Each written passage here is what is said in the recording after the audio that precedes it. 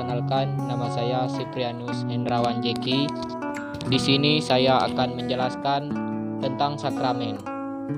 Kata sakramen berasal dari bahasa Latin sacramentum, yaitu hal-hal yang kudus atau yang ilahi. Sakramen juga berarti tanda keselamatan Allah yang diberikan kepada manusia. Berikut 7 sakramen yang ada di dalam gereja Katolik. Yang pertama yaitu sakramen pembaptisan. Sakramen baptis merupakan sakramen yang pertama kali umat Katolik terima sebelum mereka menerima sakramen-sakramen lainnya. Pada saat penerimaan sakramen baptis, kita diperciki air, kemudian diolesi minyak, serta diberi kain putih dan lilin bernyala. Hal ini merupakan lambang bahwa kita telah dibersihkan dari dosa asal dan siap menjadi terang bagi sesama. Dengan menerima sakramen baptis, kita telah diangkat menjadi anak Allah dan digabungkan dengan gereja yang menjadikan kita anggota tubuh Kristus untuk selamanya. Namun, meninggalkan material rohani yang tidak dapat dihapuskan.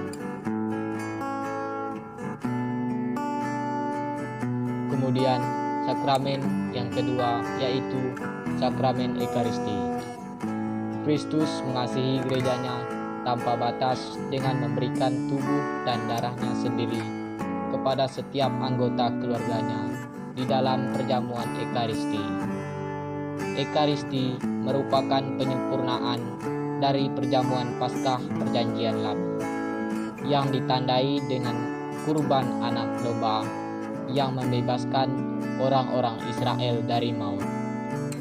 Dalam Ekaristi, Kristuslah anak domba Allah yang menjadi kurban untuk menghapus dosa-dosa kita, dan karena itu kita memasuki perjanjian baru yang membebaskan kita dari kematian kekal.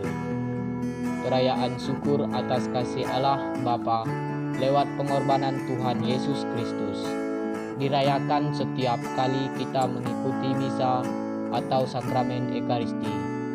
Pada saat Ekaristi, kita mengenang karya penyelamatan Yesus Kristus bagi manusia yang terjadi melalui wafat dan kebangkitannya. Kemudian sakramen yang ketiga yaitu sakramen penguatan atau sakramen Krisma. Di dalam sakramen Krisma, umat gereja Katolik menerima kepenuhan Roh Kudus yang menjadikan umat menjadi lebih dewasa secara rohani dan menjadikannya saksi-saksi Kristus yang mewakili tanggung jawab besar. Seperti halnya dengan sakramen baptis, sakramen Krisma hanya dapat diterima sekali seumur hidup bagi semua orang.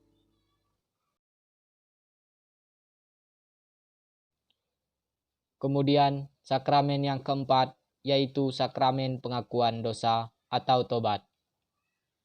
Setiap orang pernah berbuat dosa. Dosa merusak hubungan dengan sesama manusia dan Tuhan sehingga membuat kita merasa tidak senang dan bahagia. Oleh karena itu, Bapa menganugerahkan kepada kita sakramen tobat atau pengakuan dosa. Pada sakramen ini, kita mengakui dosa-dosa kita kepada imam karena Yesus Kristus sendiri telah beri kuasa kepada para imamnya untuk melepaskan umatnya dari dosa. Setelah kebangkitannya, melalui sakramen tobat, kita menerima pengampunan dosa dari Allah Bapa, beserta rahmat-Nya yang dapat membantu kita untuk menolak godaan dosa di waktu yang akan datang, sehingga menjadikan hidup kita lebih damai. Kemudian, sakramen yang kelima yaitu sakramen pernikahan.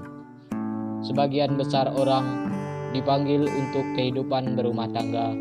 Melalui sakramen perkawinan, Tuhan memberikan rahmat yang khusus kepada pasangan yang menikah untuk menghadapi bermacam tantangan yang mungkin timbul, terutama sehubungan dengan membesarkan anak-anak dan mendidik mereka untuk menjadi para pengikut Kristus yang sejati.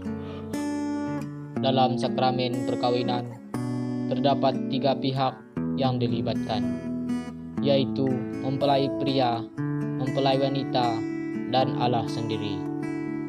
Ketika kedua mempelai menerimakan sakramen perkawinan, Tuhan berada di tengah mereka, menjadi saksi dan memberkati mereka. Allah menjadi saksi melalui perantaraan imam atau diakon yang berdiri sebagai saksi dari pihak gereja.